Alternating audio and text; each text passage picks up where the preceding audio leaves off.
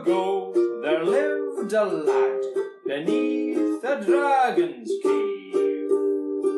Try as he might, he ne'er could fight the dragon fire away. In a castle on a hill there lived a girl named Jill.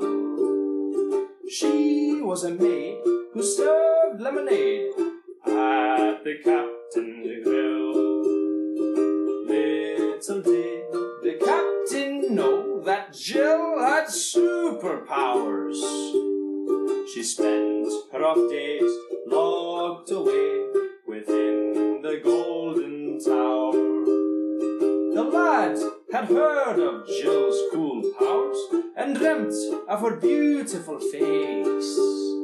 He longed and wished for her for hours and prayed for heaven's grace. And one day he would rescue her, the villagers to save, ride into the dragon's lair upon a winged mare. And Jill would send a lightning bolt between the dragon's eyes.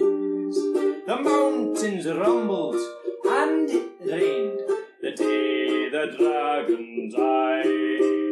But wait, I am not dying yet. I have one word to say. He bellowed from his dragon gut the hour he passed away.